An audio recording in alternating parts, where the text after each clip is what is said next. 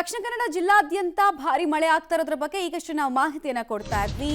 ಆದ್ರೆ ಕೆಲವು ಕಡೆ ಅವಾಂತರಗಳು ಕೂಡ ಸೃಷ್ಟಿಯಾಗಿದೆ, ಅನಾಹುತಗಳು ಕೂಡ ಆಗಿದೆ.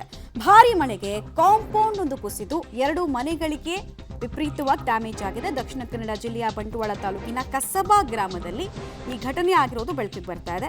ನಿವಾಸಿಗಳನ್ನ ಸುರಕ್ಷಿತ ಸ್ಥಳಕ್ಕೆ ಸ್ಥಳಾಂತರ ಕೂಡ ಈಗಾಗಲೇ ಮಾಡಲಾಗಿದೆ. ಆದ್ರೂ ಯಾವಾಗ ಏನಾಗುತ್ತೋ ಅನ್ನೋ ಆತಂಕ. ಯಾಕಂದ್ರೆ ಅಲ್ಲಿ ಕೆಲವು ಕಡೆ ಇದ್ದಕ್ಕಿದ್ದ ಹಾಗೆ ಗುಡ್ಡ ಕುಸಿಯೋದು, ರಸ್ತೆ ಬಿರುಕು ಬಿಡೋದು ಎಲ್ಲವನ್ನ ಕೂಡ ಇತ್ತೀಚಿನ ವರ್ಷಗಳಲ್ಲಿ ತೀರಾ ಸಾಮಾನ್ಯವಾಗಿ ನೋಡ್ಲಾಗ್ತಾ ಇದೆ. ಒಂದು ಅಲ್ಲಿನ ಟೆಕ್ಟಾನಿಕ್ ಪ್ಲೇಟ್ಸ್ ಬಗ್ಗೆ ಆಗಾಗ ಮಾತುಗಳು ಕೇಳಿ ಬರ್ತಾ ಇದೆ. ಜೊತೆಗೆ ಆ ಮಣ್ಣಿನ ಸಾಂದ್ರತೆ ಬಗ್ಗೆ ಕೂಡ ಆಗಾಗ ಮಾತುಗಳು ಕೇಳಿ ಬರ್ತಾ ಇದೆ. ನೋಡ್ತಾ ಇದ್ದೀರಾ ಯಾವ ಪ್ರಮಾಣದಲ್ಲಿ ಹಾನಿ ಆಗ್ತಾ ಇದೆ ಅಂತ. ಸೊ ಗುಡ್ಡ ಜರಿಯೋದು, ಆಮೇಲೆ ಈ ರೀತಿಯಾಗಿ ಸಮಸ್ಯೆ ಆಗೋದು ಇದು ಮೊದಲಲ್ಲ. ದಕ್ಷಿಣ ಕನ್ನಡ ಭಾಗದ ಬಹುತೇಕರಿಗೆ ಈ ಪ್ರಾಕೃತಿಕ ವಿಕೋಪದ ಸಂಘರ್ಷವನ್ನ ಎದುರಿಸಿ ಗೊತ್ತಿದೆ.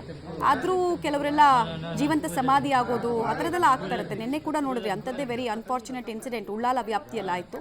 ಈಗ ಬಂಟ್ವಾಳದಲ್ಲಿ ಕಾಂಪೌಂಡ್ ಕುಸಿದ ಪರಿಣಾಮ ಮನೆಗಳ ಮೇಲೆ ಆ ಕಾಂಪೌಂಡ್ ಬಿದ್ದಿದೆ. 2 ಮನೆಗಳಿಗೆ ಹಾನಿಯಾಗಿದೆ. ನೋಡ್ತಾ ಇದ್ದ ಹಾಗೆ ರಸ್ತೆಯೆಲ್ಲ ಡ್ಯಾಮೇಜ್ಗೊಳಗಾಗ್ತಾ ಇರೋದು, ಜೊತೆಗೆ ಧರೆ ಜರುಗ್ತಾ ಇರೋದನ್ನ ಕೂಡ ನೀವು ಗಮನಿಸ್ತಾ ಇದ್ದೀರಾ. ಭಾಳ ಆತಂಕದಲ್ಲಿ ಜನ ಇದ್ದಾರೆ, ಯಾವಾಗ ಏನಾಗುತ್ತೋ ಅಂತ. ಯಾಕಂದರೆ ನಿರಂತರವಾಗಿ ಬಿಟ್ಟು ಬಿಡದೆ ಮಳೆ ಆಗ್ತಾ ಇದೆ. ಮತ್ತು ಇಲ್ಲಿನ 1-2 ಗಂಟೆ ಮಳೆ ಬರಲ್ಲ. ಅಲ್ಲಿ ಈ ಸೆಂಟಿಮೀಟರ್ನಲ್ಲಿ ಲೆಕ್ಕದಲ್ಲಿ ನಾವು 24 ಗಂಟೆ ಕೂಡ ನಿರಂತರವಾಗಿ ಮಳೆ ಆಗುತ್ತೆ, ಪುರ್ಸೊತ್ತೇ ಇರೋಲ್ಲ.